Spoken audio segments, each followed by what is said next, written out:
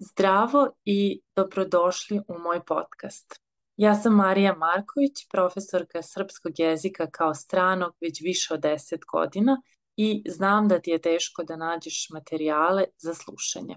Zato sam napravila ovaj podcast da ti pomognem da razumeš bolje ljude oko sebe i da učestvuješ u svakodnevnim razgovorima.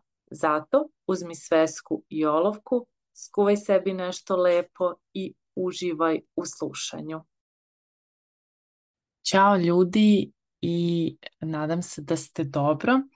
Ovu epizodu slušate dok sam ja na odmoru zato što sam malo kasnila u julu i osjećala sam da treba da napravim bar još jednu epizodu, da imate dovoljno materijala za slušanje, tako da ja sam sada na moru, a vi slušate ovu epizodu i nadam se pišete sve ono što je novo.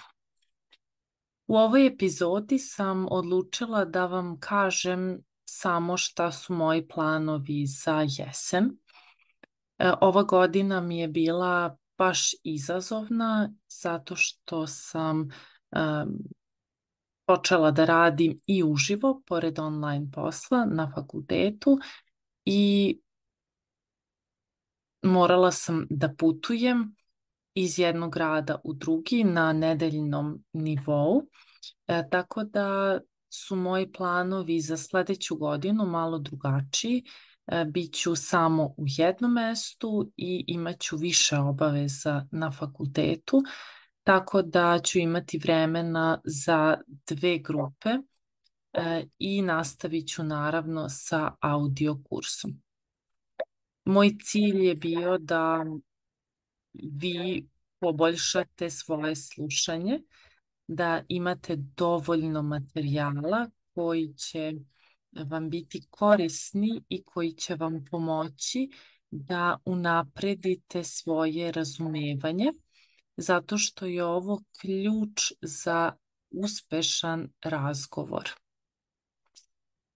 Koliko je važno da vi sami pričate, toliko je važno i da razumete svog sagovornika. Sagovornik, imamo sa plus govornik, je onaj čovek sa kojim mi razgovaramo. Tako da zato sam odlučila i da napravim audio kurs i da počnem ovaj podcast. U ovom podcastu ste imali različite teme i ja bih jako bila srećna ako biste mi vi poslali mail na serbianlanguagelab@gmail.com ili ako mi pošaljete poruku na mojoj Instagram strani Serbian Language Lab samo, a to je šta želite da slušate, koje teme, odnosno koji vokabular, koje reči, rečnik i takođe koja gramatika vam nije baš najjasnija i želite da vam to postane jasno. Jako mi to znači, tako da ako imate malo vremena, slobodno mi pišite, možete i na engleskom i na drugim jezicima, koristit ću Google Translate ili glozbe koji sam vam preporučila, tako da mi slobodno pišite, bit će mi drago da vidim šta je ono što baš vama treba, a naravno inspiraciju i za ove epizode sam dobila sa svojih časova, od studenata i iz udžbenika, iz onoga što vidim generalno da je potrebno mojim učenicima. Tako da jako bih vam bila zahvalna kada biste mi pisali i molim vas da mi pišete šta je ono što želite od jeseni, od septembra, oktobra. Napravit ću malu pauzu i nastavit ću sa ovim podcastom od oktobra, najverovatnije. Tada nastavljam, dakle, sa tim grupnim časovima. Jedna grupa je skoro puna. Cilj mi je da imam 2 grupe, maksimalan broj studenata je 6, zato što želim da radim u malom i prijatnom ambijentu. Mislim da sve grupe veće od 6 mogu da funkcionišu i radim sa takvim grupama na fakultetu, ali ipak mnogo je veći benefit ako su grupe manje. Tako da ako želite da se prijavite, takođe pošaljite mi mail, uskoro će biti i upitnik na mojoj stranici i moramo da imamo jednu besplatnu Zoom konsultaciju jer mi je važno da vas vidim, upoznam, važno mi je da čujem kako govorite. Ako je to malo, to je potpuno u redu, ali ja moram da znam šta je ono što je vaš problem i kako mogu najbolje da vam pomognem ja ili da vam dam savet za neku drugu opciju koja je za vas najbolja. I rekla sam da nastavljam sa audio kursom. Imala sam jako pozitivne komentare i ovo je odlična vežba da radite onako u svom tempu. U audio kursu koncept će biti malo drugačiji, ali ono što ostaje isto to je da svake nedelje dobijate audio zapis, transkripte takođe dobijate. Ovaj put sam transkripte poslala na kraju i vidjet ću sada kakav će biti komentar ljudi koji su se prijavili.